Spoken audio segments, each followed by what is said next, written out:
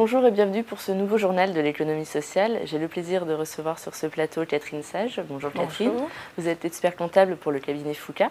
Donc nous allons parler ensemble d'une nouvelle obligation dans le secteur médico-social, remplir un EPRD, dont nous allons voir de quoi il s'agit. En effet, une réforme de la tarification se profile ou est en cours dans le secteur médico-social et on parle de remplir un EPRD. Qu'est-ce qui se cache sous ce sigle ? Alors sous ce sigle barbare se cache une appellation, l'état prévisionnel des recettes et des dépenses. Alors pour ceux du sanitaire, c'est un document qui est très connu depuis 2006 puisqu'il est déjà en application dans ce secteur depuis cette date. Alors de quoi s'agit-il ? Il s'agit pour les gestionnaires des établissements sociaux et médico-sociaux de remplir un état qui va permettre, à partir d'un niveau de recettes connu, de dire quelles dépenses on va engager, comment on va équilibrer son exploitation et comment on va équilibrer le financement de ces investissements à terme. D'accord, on associe EPRD et réforme de la tarification, mais quel est le lien finalement ? Alors le lien, ce qui est important pour le secteur, c'est avant tout la réforme de la tarification. Et cette réforme, il faut se rappeler de comment était faite la tarification dans le médico-social avant. Donc elle était basée sur une discussion budgétaire entre les autorités de tarification et les établissements, basée sur la demande, sur le projet, elle était individuelle et spécifique. Et puis petit à petit, ce principe de la discussion budgétaire a été battu en brèche. Alors d'abord, il a été battu en brèche dans le sanitaire puisqu'il a été abrogé pour être remplacé par un tarif à l'activité, donc qui est un tarif uniforme pour tous les établissements. Mais parlons du médico-social. Dans le médico-social, c'est toujours cette procédure qui est en cours, mais elle est pour l'instant en recul du fait d'une accumulation en fait, de changements qui sont d'abord les enveloppes limitatives de crédit, ensuite la convergence tarifaire, on se compare entre établissements, ensuite la tarification plafond qui est la dernière née et qui dit quel est le tarif maximum qui sera attribué par établissement. Et puis on a aussi un projet de tarification à la ressource qui est en cours.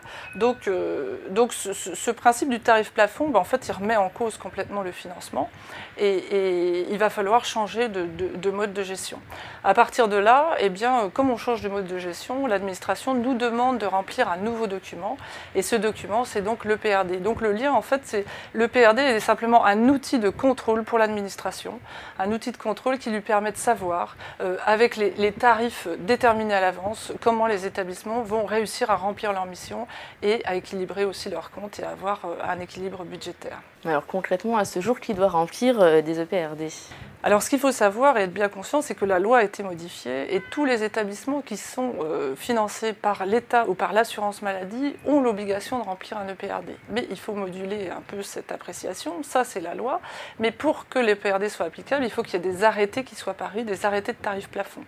Donc pour l'instant, dans le secteur, les arrêtés de tarif plafond, on en a de parus dans les EHPAD pour la partie soins, dans les femmes, dans les SAMSA et dans les ESAT. Pour les autres établissements, pas d'arrêté, donc pas de tarif plafond et pas de PRD pour l'instant. Il faut à la fois être dans le champ des arrêtés et être concerné par le tarif plafond, c'est-à-dire que le tarif habituel soit supérieur au tarif plafond. Dans ce cas-là, on a l'obligation de remplir un EPRD. D'accord. Où trouve-t-on ce modèle de PRD à fournir ? Alors pour l'instant, le modèle de PRD n'est pas paru, donc on n'a pas de modèle officiel. On est dans l'attente de la parution de cet arrêté. Et pour les budgets 2011, on n'a pas de modèle de PRD. Donc on continue de faire les budgets comme on les faisait précédemment. Par contre, on attend la parution de cet arrêté. Et dès qu'il sera paru, il faut que les établissements se préparent et sachent remplir un EPRD.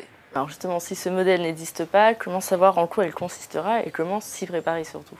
Alors comment savoir en quoi il consisterait ? Il faut regarder ce qui s'est passé dans le sanitaire et s'inspirer du modèle puisque les projets sont les petits frères de ce qui se passe dans le sanitaire et donc on regarde les états du sanitaire et on voit comment ils peuvent être transposés dans les établissements. Alors qu'est-ce que c'est que ces états du sanitaire ? C'est des états qui d'abord, à partir d'un niveau de recette fixe, expliquent quelles charges on va mettre en face, comment on va équilibrer son exploitation et puis au-delà, lorsqu'on connaît le résultat d'exploitation, on explique quelle sera la capacité d'autofinancement et cette capacité d'autofinancement va pouvoir permettre de financer les investissements et donc on impacte le fonds de roulement d'investissement et on calcule son fonds de roulement prévisionnel. Ainsi on démontre qu'on est capable avec un niveau de recette fixe d'arriver à équilibrer son exploitation et sa structure financière à un moment donné et dans le temps. Eh bien, Catherine Sage, merci beaucoup pour toutes ces informations. Nous attendons donc la publication de cet arrêté. Merci beaucoup d'être venu nous éclairer sur ce point. Et moi, je vous dis à très bientôt pour un nouveau journal de l'économie sociale. Au revoir.